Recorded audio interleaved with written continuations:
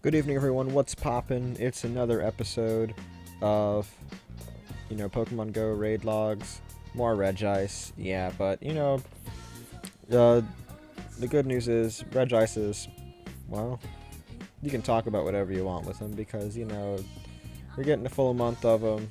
Everybody knows his weaknesses. There's nothing really more to talk about, although I think there's a specific raid in this set that I put together that I do want to talk about, but I'm pretty sure it's at the end.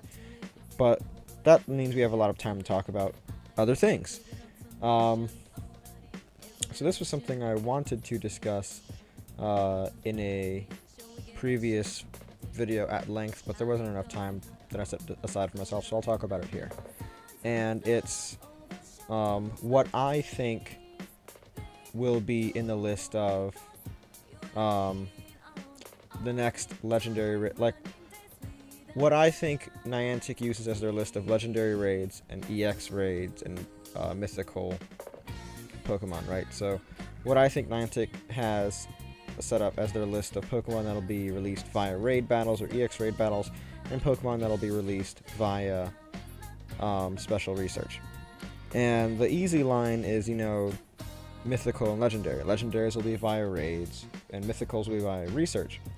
But then, there's a lot of discussion about, what will the next EX raid be, etc. And now that Deoxys' stats, I think, are now all there, and its sprites, both normal and shiny, are now turning up in the network traffic. And what this means is that Niantic has it all set up so that way the Pokemon in question can be released anytime. And a lot of Pokemon now have their sprites in network traffic, amongst them the elusive Smeargle, Clamperl and its evolutions, Nincada and its evolutions, Kecleon, although I don't think the sprites, the network traffic, everything else is, etc. But Deoxys is there, and all of his forms are there, his normal attack, speed, and defense forms. So there's a lot of discussion about, in the last year or so, but, will he be the next EX raid? Will he replace Mewtwo? And Mewtwo will have been out for a full year in EX raids come this September. And he will have been out for a full year around the middle of next month. I think August 15th or so was when they dropped him last year. And, a year sounds about right to me to rotate out an EX raid boss, right? And this also lines up really nicely, the August thing, well, yeah, this lines up really nicely with, the ultimate unlock that'll come right after the Yokosuka event, the Yokosuka Safari Zone. I think it's Yokosuka. I don't think it's Yokohama. I'm pretty sure it's Yokosuka this year.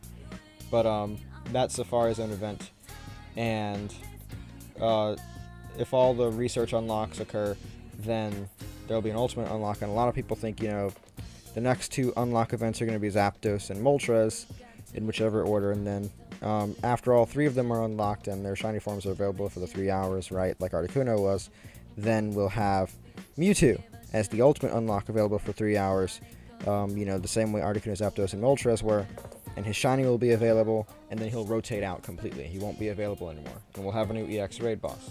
And my idea is that it'll be Deoxys. But here's the problem. Deoxys kind of violates that whole, only legendaries can be raid bosses. And here's why. Deoxys is actually a mythical Pokemon. Some people think his status changed in Generation 6. That isn't true. You can go ahead and look up, what Pokemon are available as part of the Year of Legendaries in Ultra Sun and Ultra Moon and Sun and Moon, and that's this year. And Deoxys is not listed, but every single known legendary is. And here's the thing. Aside from Deoxys, a mythical Pokemon is in the Pokemon canon not owned by anyone. Meaning there's no way that you can battle it in the story mode of the generation it was released to obtain it. So you can't battle it to catch it. It's given in an event. So Mew is mythical, and notice there's no way you can catch Mew in the main series games. You're given Mew via events, and that's the only way to obtain it. The same thing is true for Deoxys with a couple of exceptions. Deoxys can be obtained in the post-game mode for Pokemon Emerald, and as part of the Delta episode, which is Emerald's remake, pretty much, in the games Omega Ruby and Alpha Sapphire. But Deoxys can only be obtained via event in other games, while all of the legendaries, in some form or other you can obtain in games outside of the generation where they were introduced. And in Sun and Moon, in Ultra and Ultra Moon, and the Ultra Wormhole, Deoxys is the only Pokemon, legendary or mythical, that you battle that is absent from Ultra Wormhole encounters, while every other legendary is available. So this is why, you know, even if people think like his status changed or what have you, he's still a mythical Pokemon, because as of Generation 7, he's being treated the same way as other mythicals. So now that that's out of the way, why then, you know, if Deoxys is a mythical, why do a lot of people think that Deoxys will be the next EX raid boss? And here's what I have to say why I think so. I don't think that, you know, what legendary do you fight in raid battles necessarily coincides with what's a legendary and what isn't. I think it coincides with what Pokemon do you have to battle in the games and which ones don't you. So you never fight Mew. You never fight, what's its name? Celebi, the Onion Fairy. You never fight Jirachi. You never fight, Arceus. Believe it or not, there's no way you can fight to obtain Arceus. I don't think Arceus will be a raid boss because of this, EX or no. But I do think Deoxys could be an EX raid, and that's because of what I said earlier. In his own post-game arc in Omega Ruby and Alpha Sapphire, and in the original Emerald, you do have to battle him to catch him. And this makes him unique in that up until that point and past that point, he's the only mythical Pokemon who's available in any game's story mode. Granted, it is the post-game, right? So you've already become the champion and, you know, done everything you have to do in a Pokemon game. But this is a way to obtain him by fighting and catching him, which makes him the only mythical where this is the case. And I think that that is grounds enough for Niantic to make him the next EX raid, because I don't view it necessarily as legendary versus mythical. I view it as Pokemon you fight versus Pokemon that you don't. So Arceus would be mythical, but Deoxys, Arceus would be through special research, but Deoxys would not. And this is why I'm among, you know, the segment of the fan base that believes Darkrai will only be available via special research. You'll only be able to get one. And it's not because of how good they are, how meta relevant they are. I think that's dumb. I don't think a Pokemon's availability should be determined by their meta relevance. I think it should be determined by what role they fill in the Pokemon universe. Unknown is really weak and it's stupid, and yeah, I only got the 3 that I own through trading. But Unknown is also extremely rare in the main games, its existence is a mystery, etc. And I think it's okay that Unknown is so extremely rare in Pokemon Go, because that's how it is in the main games.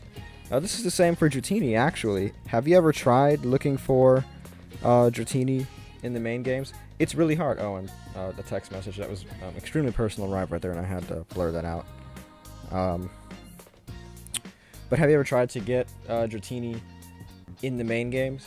It's really hard. It's almost as though, you know, the Pokemon is only exists in Legend, right? It's that rare.